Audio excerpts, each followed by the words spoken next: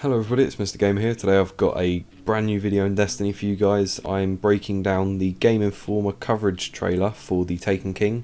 There's absolutely loads of information that came out in this trailer, and there's so much more information coming out of Gamescom right now.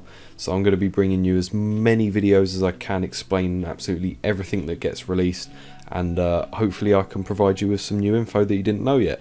So moving straight on into the video, the first thing that we see is what is most likely the entrance to the Dreadnought, because we can tell this because it says Gateway Dreadnought, so it's most likely the way that you'll enter the Dreadnought, and it looks pretty eerie and quite cool. But the next thing is actually more interesting, is in fact an area from the Crota's End raid, which I'm not sure if it's going to be a part of the actual raid or if it's going to be a mission where we have to re-enter the raid area and claim this new item.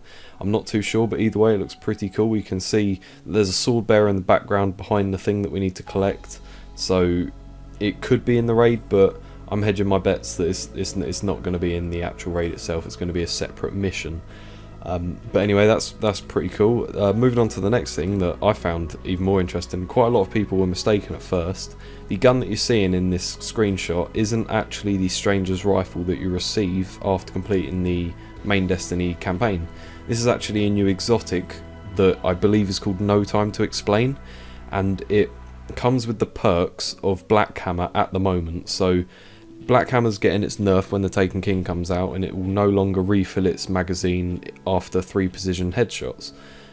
This gun, however, does have those perks before the nerf, so it will restore its ammo if you get precision headshots, which is pretty cool. It's strange that it's going to come to I believe this is a pulse rifle. It's quite strange that it's coming to a pulse rifle, but that's pretty cool either way. One thing that I noticed in this as well, which I think a lot of people may have missed, is that in the bottom left you can see here that there is a sword icon, or what I believe to be a sword icon, which you also see later on. So this indicates that you can switch out your heavy slot for a sword, a usable sword which has ammo. So swords will no longer be just timed things, you can actually get an actual weapon as a sword, which is really cool, because earlier I tweeted out a while ago, I believe, or I sent a message to someone, I can't remember exactly which one it was, but I was talking about how awesome sword playing would be. So instead of just having like the time-based swords during raids or strikes or missions, you can actually just have a sword and use it at your will. Originally, I think I asked a few people what would they think about a PvP mode where it was swords only, and I thought that would be quite interesting. I believe they thought it would be quite cool as well. However, having it in the actual PvE could sort of be the first step into getting something along those lines, so that's pretty cool. I'm excited for that for sure. So moving on to the next thing, we see the location of where I believe the Dreadnought will be. They've stated here Exile High Fleet Saturn. We know that the Dreadnought is located in the Ring of Saturn, and thank you to Planet Destiny for this picture I found on Twitter that they tweeted out. It basically confirms that Dreadnought's in the Ring of Saturn, and that's obviously the sort of loading screen to get there, what it will look like. That's all the information I have about that, but moving on to the next part, we see what I believe to be a PvP map in the Reef, which is quite interesting. I think they've already released some PvP maps, and the look of them back at E3. We saw one was in a tower, and the other one was on the battlefield of Twilight Gap, I think. I might be wrong about that, don't quote me. But this is pretty cool, because they basically said that the tower that you'll be fighting in that PvP map also relates into the story. So there's a chance that we're going to be finding out why we're sort of fighting a PvP battle in the Reef. The next thing that we're shown is a cutscene cinematic that I'm assuming would be within the actual story of the Taken King, and what I believe to be the very first cutscene you'll see whilst arriving at the Dreadnought, which shows your ship flying towards the Dreadnought, and then your Guardian, your Ghost, stepping off onto the platform and sort of looking at it and realising how big this place is and how ridiculous this place will be. I honestly can't wait to play this. They've revamped the whole story with new cutscenes and everything. They are skippable if you don't want to like watch them all, or if you're not that keen on the story and you just love Destiny for the gameplay. Myself, I'm very interested in like the story and the lore to this game, as well as the gameplay and everything, so I'll definitely be playing through it, looking at all the new cutscenes and delving into the story and everything like that, because this looks absolutely amazing. But anyway, we're moving on to the trailer, to the next thing that we're shown. We see part of a story mission, but the more interesting is the bit after this, which shows the 347 Vestian Dynasty, I believe it's called, which is a new exotic that's coming. We've seen this in quite a few parts of the gameplay so far, but this is where you get to have a decent look at it. It looks pretty cool, I'm not going to lie. There's dozens more exotic weapons and apparently half a dozen exotic armor pieces for each class added in with the Taken King, so there's a load more exotics, and we can see in this next part here that this is another exotic that we're going to be seeing. It's almost like a fiery version of the Thunderlord. And some other things to point out in this as well is you can see that he levels up using XP rather than light levels, so we know that light levels from armor is totally scrapped. We don't have that anymore, but we do have XP all the way up to level 40, which is the new level cap. So expect to be farming certain things. You'll be going through the Taken King storyline, leveling up your Guardian and not feeling too overpowered with all the thing. I believe Bungie did come out saying that don't get rid of the gear that you've got with good light levels, because armor rating and like actual armor, physical armor that you have on your Guardian is still a thing. So don't get rid of your legendary armor, because it's going to have better protection against enemies than like rare or uncommon armor will have. So keep that in mind before you dismantle some of your gear. Moving on to the next bit anyway. We've got a screenshot of Guardians playing PvP Control, and we can see on the left that there is a Warlock that is representing Dead Orbit. Now, I thought I'd bring it up here because it's quite important that in the Taken King, factions have a complete overhaul.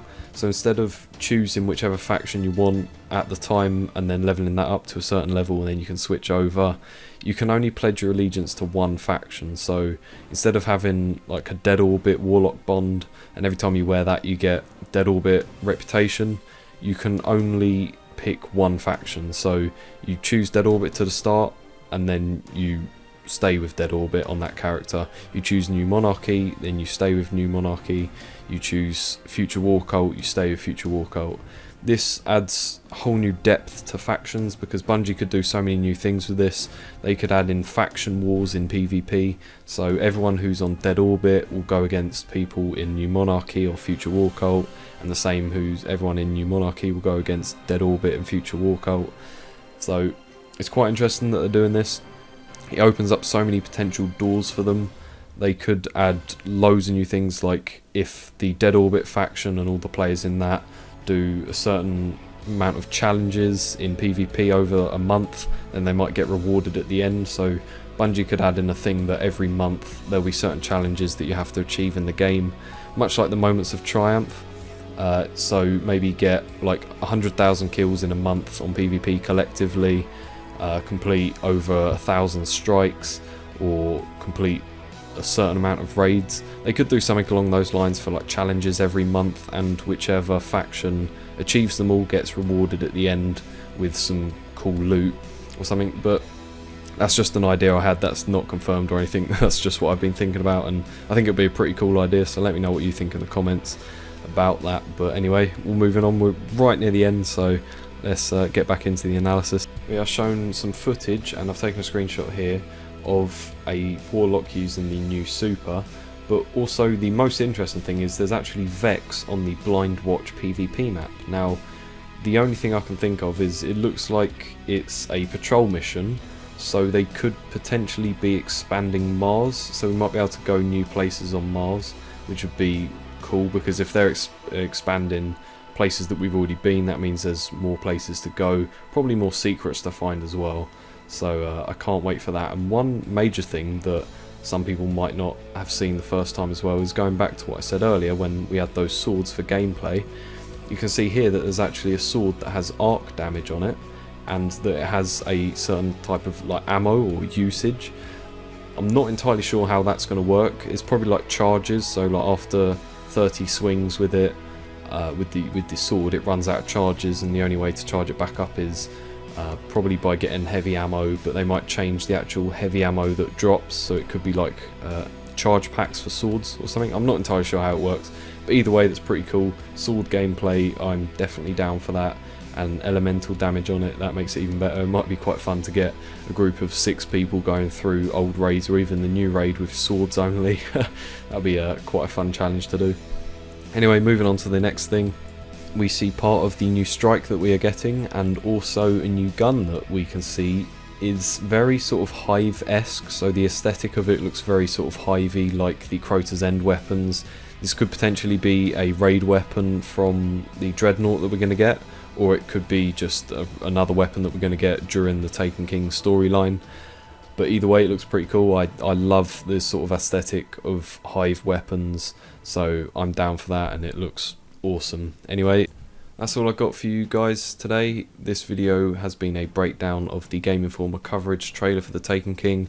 Hopefully I've pointed out a few things that you may have missed on first glance through it, and I'm sure I've probably missed a few things as well. Let me know in the comments below what you are looking forward to in the Taken King. Let me know if I've missed out anything you want me to cover it. I've got a few more videos coming for you, and every time they release more new information, I'll have it straight out on my channel as soon as I can. And yeah, I'm really hyped for this. I really can't wait. It looks so awesome. So thank you very much for watching. Leave a like if you enjoyed the video and subscribe for more. See ya.